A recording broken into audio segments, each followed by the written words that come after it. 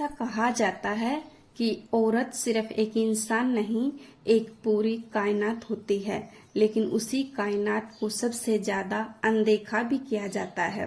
खासकर तब हम घर की चार दीवारी में रहकर पूरे घर की नींव बनी होती है। लोग सोचते हैं कि जो घर में रहती है वो आराम करती होगी, लेकिन सच्चाई यह है कि हाउसवाइफ का कोई टाइम ऑफ नहीं होता। हर घंटे हर मिनट कोई ना कोई जिम्मेदारी उसका इंतजार करती है। बच्चों को स्कूल के लिए तैयार, सबकी पसंद का खाना, घर की साफ सफाई, सेहत का ध्यान और हर किसी का मूड भी तो संभालना होता है। पर घर में कभी किसी ने हमारा मूड नहीं पूछा, ना कभी कोई ऐसे हाल पूछता है। अरे तुम तो घर पर ही रहती हो। सबको यही लगता है कि ये थकती किस बात से है। काश वो समझ पाते कि हमारी 24 घंटे ड्यूटी रहती है, जिसमें कभी कोई छुट्टी नहीं रहती, कोई हमें थैंक यू भी नहीं बोलता। तो इसके ऊपर आज हम बात करने वाले हैं। हेलो एवरीवन, कैसे हो आप सब? स्वागत है आपका। और आइए चलिए हम अपने आप को कुछ आगे बढ़ाने के लिए सेल्फ लव, सेल्फ रिस्पेक्ट, कुछ टिप हैं जो मैं आपके साथ शेयर करती हूँ। सबसे पहले हमें हमारी समय सीमा तय करनी चाहिए, हमारे लिए टाइम निकालना चाहिए। हमें कामों में उलझे हुए नहीं रहना चाहिए। अपनी पर्सनल ग्रोथ के लिए समय निकालना, जैसे कि कोई नया स्किल सीखना, आर्ट, म्यूजिकल, नई भाषा, पढ़ाई पूरी करना या घर से शुरू होने वाला छोटा बिजनेस। अपने रूटीन में उतना ही आप पर्सनैलिटी को आप माइंड ग्रो करेगा। आपका हमेशा ये पॉइंट रहना चाहिए कि आप खुद के लिए आपको तैयार होना है। ये ना कि नौटंकी है। सुबह खुद उठो, खुद के लिए रेडी हो, खुद को शीशे में देखो और खुश रहो। आप अंदर से एक अलग ही एनर्जी फील होगी आपको। वो बिखरे हुए बाल, वही पुराना नाइट सूट सिर्फ आपकी थकावट नहीं, आपका नजरिया भी दिखाते हैं। खुद को सजाना और संवारना खुद से प्यार करने का एक छोटा लेकिन बहुत ही जरूरी हिस्सा होता है।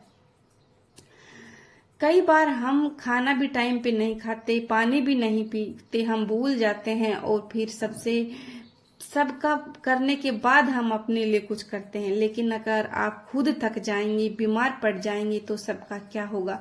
इसीलिए आज से ही वादा करें, पानी टाइम पर पिए, भूख लगे तो टाइम पर खाने और नींद पूरी ले। आप अपनी नींद जितनी अच्छी से लेंगे उतने ही आप हेल्दी रहेंगे। सिर्फ दूसरों की जरूरतों के हिसाब से नहीं, बल्कि खुद के टाइम को मैनेज करना सीखें। जब आप अपनी शेड्यूल खुद बनाएंगे तब आप जान पाएंगे कि किस वक्त क्या करना है और क्या नहीं। इस डिजिटल दुनिया में भी हमें आगे बढ़ना है। आज के दौर में बहुत कुछ घर से किया जा सकता है। अगर आप चाहो तो कोई कोर्स कर सकते हो, कोई ऑनलाइन काम, छोटी सी अपनी दुकान या क्रिएटिविटी कर सकते हो, यूट्यूब चैनल बना सकते हो। इससे सिर्फ थोड़ी बहुत अर्निंग होगी, लेकिन आपको अंदर से सुकून भी मिलेगा कि हाँ, सिर्फ मैं खर्च नहीं, अपना कुछ योगदान भी दे रही हूँ। आप फ्री टाइम जो एक पॉजिटिव आपको वाइब्रेशन देता है। हाउसवाइफ जब फ्री होती है तो वो सीरियल देखते हैं या फिर नेगेटिव कुछ सोचने लग जाती है या फिर फोन पर लग जाती है और सोचते हैं कि मैं तो कुछ नहीं कर पा रही। इस सोच से बचे आप। कुछ टाइम के लिए किताबें पढ़े, खुद से जुड़ने की कोशिश करें, अपने दोस्त से बातचीत और अपने आने वाले भविष्य के लिए कुछ अच्छा सोचे।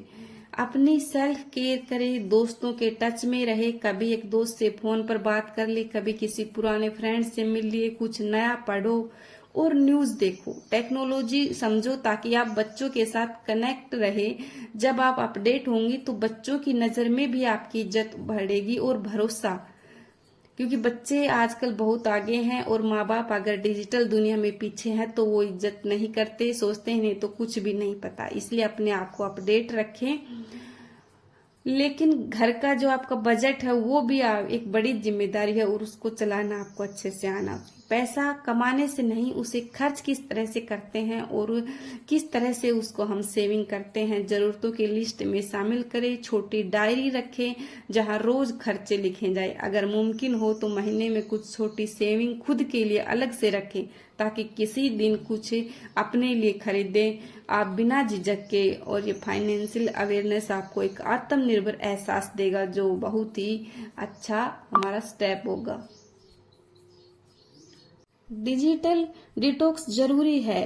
आजकल दिन की शुरुआत ही फोन से होती है और रात को भी उसी के साथ हम सो जाते हैं। उसकी लाइफ कितनी सैड है, मैं तो बस घर में ही रहती हूँ, और ये हम कंपैरिजन करते रहते हैं, इससे हमारा नुकसान होता है। इसलिए हफ्ते में कुछ घंटे या एक दिन ऐसा रखें जब आप मोबाइल को साइड में रख दें और बच्चों से बात करें, पति के साथ चाय पिएं, कोई किताब पढ़ें, अपने साथ बैठे बिना स्क्रीन के। जब आप खुद से जुड़ती हैं वही असली शांति मिलती है।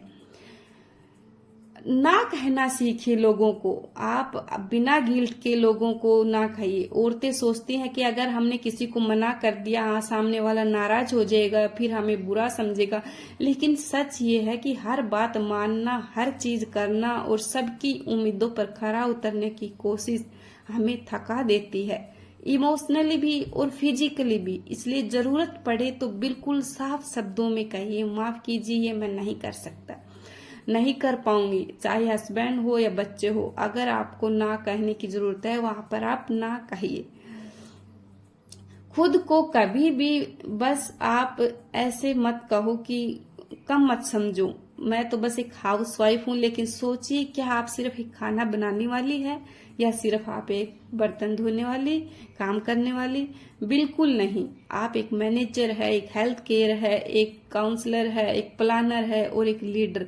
अपने काम की रिस्पेक्ट सबसे पहले करनी होगी। जब आप अपनी पहचान को प्राउडली अपनाओगे तभी दुनिया भी आपको उसी नजर से देखेगी।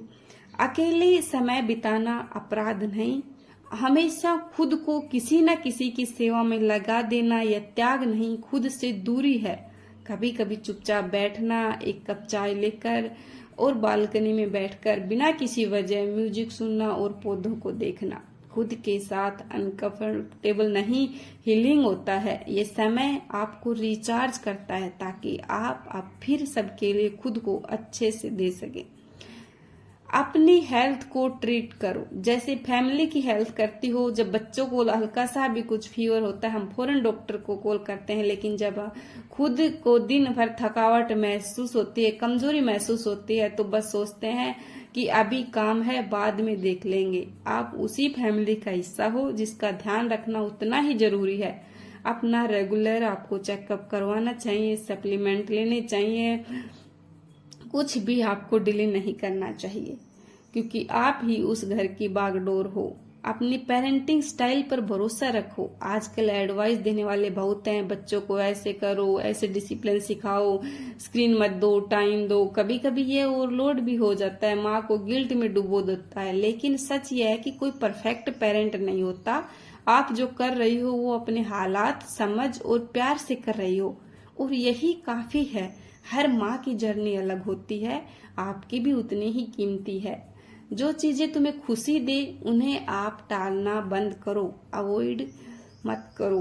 पसंदीदा मिठाई हो या फिर कोई भी सूट साड़ी हो, पुराना आपका कोई फ्रेंड हो, नहीं अब मैं क्या बात करूंगी या मैं जैसे मिठाई क्या खाऊंगी, ऐसे टालते टालते हम खुद की छोटी छोटी खुशियों से दूर होते जाते हैं। अब से एक नियम बना लो कि जो चीज दिल को हल्का महसूस कराएगी उसको मैं करूंगी, क्योंकि खुद को खुश रखना हमारी ही रिस्पॉन्सिबिलिटी है। अगर ये बातें आपके दिल को छूती है तो आप अपना ध्यान रखें, फिजिकल भी और मेंटल भी। अपने लिए मॉर्निंग में या इवनिंग में टाइम निकालिए, एक्सरसाइज करिए और छोटी मोटी किट्टी पार्टी करिए, खुश रहिए और लाइफ में आगे बढ़ते। आपको ये वीडियो की जानकारी कैसी लगी और अगर अच्छी पसंद आई, आपको अपनी लाइफ में कुछ वैल्यूएबल लगे तो दूसरों के साथ भी शेयर करना, ताकि किसी को भी कोई पॉइंट समझ में आए और वो अपने आप को बदलने की कोशिश करे और आगे बढ़ सके। वीडियो को पसंद करना है तो एक लाइक, और हमारे चैनल पर पहली बार है तो सब्सक्राइब करना। ऐसी ही अगली वीडियो में मिलेंगे कुछ और मोटिवेशनल बातों के साथ, अपनी लाइफ की जर्नी शेयर करते हैं। तब तक आप अपना और अपनों का ख्याल रखिए, खुश रहिए और ऐसे ही लाइफ को एंजॉय करिए। राधे राधे।